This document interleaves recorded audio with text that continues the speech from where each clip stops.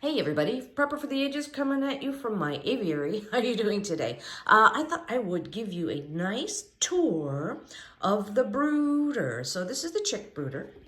Ta-da! Give you a nice overhead shot of that. It's on the top of my rack, and basically, well, let me do zooming out, zooming in. Okay, so this is my brooder here. Has the chicks in it, and it's on a rack that...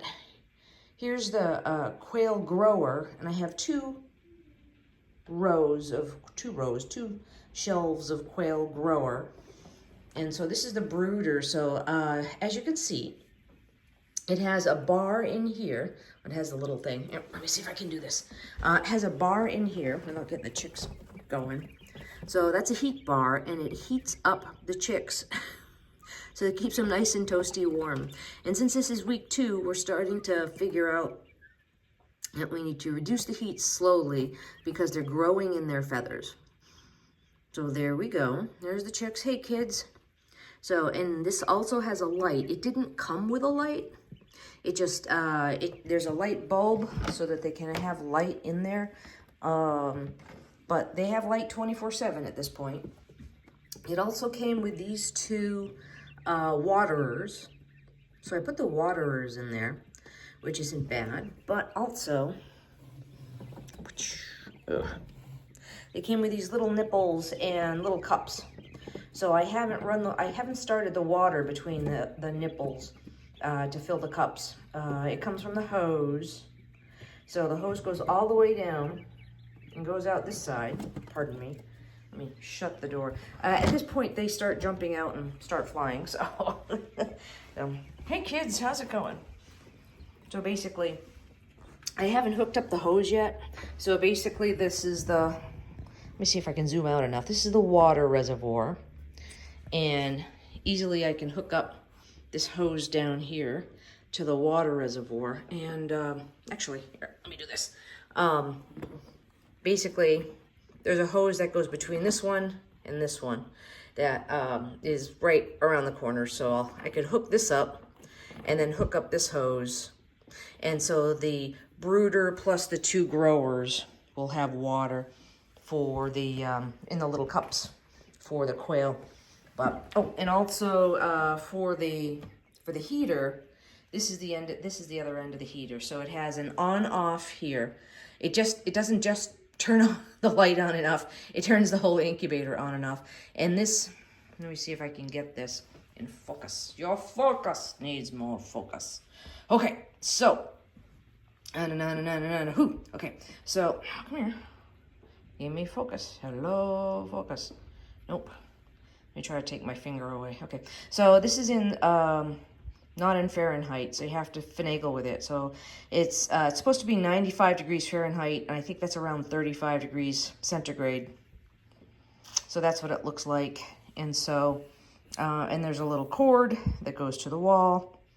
Everything, nothing is in focus. Excellent, excellent. So, but this is the heater that heats everything up, that heats up has the little thermostat on it that heats up the brooder to keep the chicks nice and toasty warm.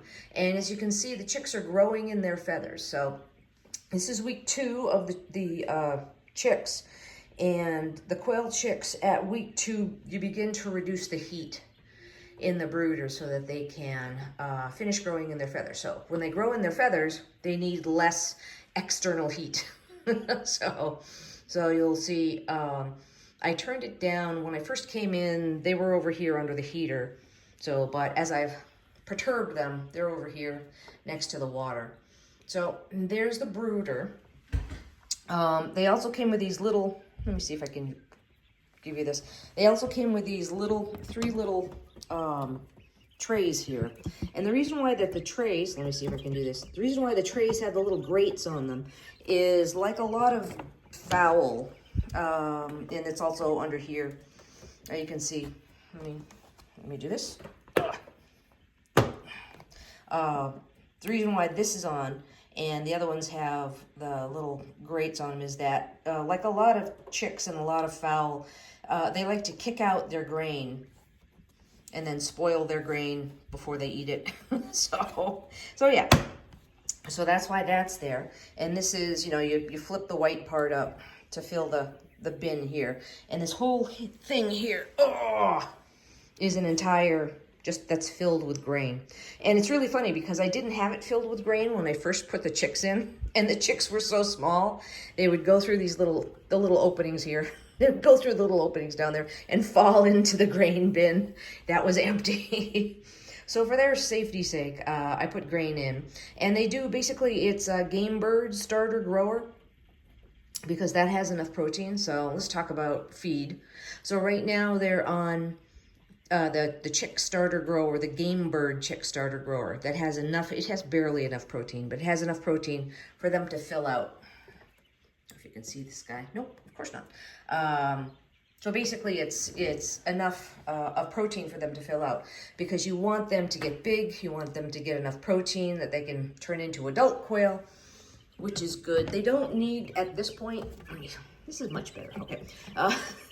At this point, they don't need as much, calcium or oyster shell because they're not laying at this point. We're just concentrating on them growing. So these little buggers have, this is the end of week 2. So week 3 will be next week. Week 4 will be the week after. And then they'll go into, they'll go into the growing pen. So, and the reason why, it's getting a little long, but the reason why it's so kind of small in here from bottom to top, I can explain a little bit more in another video, but you need that with quail. Quail cannot have a big run up before they hit the ceiling, or else they do stuff like knock themselves unconscious, break their own necks, mangle themselves. So yeah, so you want like 12 to 18 inches when everything is all said and done. So this is kind of a small low headroom. And then when you get down into the growers, things start changing. So I'll talk more about the growers in the next video. But this is my brooder. It's made, basically, you get different brooders, different size brooders for different things. So this is for quail. And you can only put so many quail in this brooder.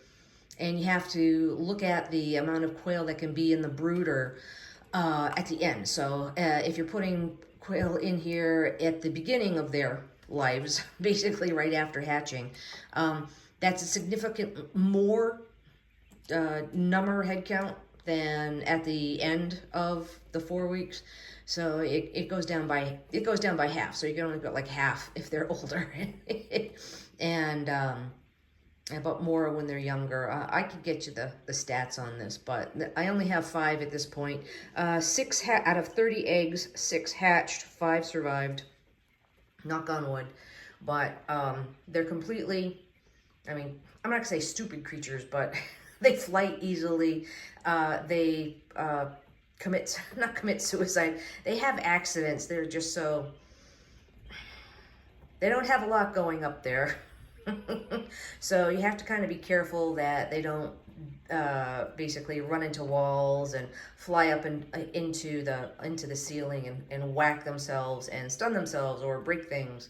They have people that have reported, you know, the quail got startled by anything, loud noises, thunder, exhaust backfires, and flown up and broken their wings because they just flew up and broke them because they were that scared. So anyway, okay, well, I'll cut this video off now, but on my next video I'll talk a little bit more about the growers. So you have the incubator, which I showed you last week. Here's the brooder, here's the growers, 2 rows of growers, and then I have another rack with the pens, the cages. And what you do is, in the cages, is you make sure that everything is okay. And I'll talk a little bit more about headspace and why it's configured the way it's configured as I go along. So it's a little bit fascinating. It's a little bit different than I thought. That it's different in actuality than you think when you're starting out growing quail. So, but we'll see what happens, and I will talk more about it in the next video, as I said. So thank you for coming along with me on this grand adventure. Thank you. And if you've made it this far, thank you for making it this far for me. And I will talk to you in the next video. All right. Take care. Have fun. Bye-bye.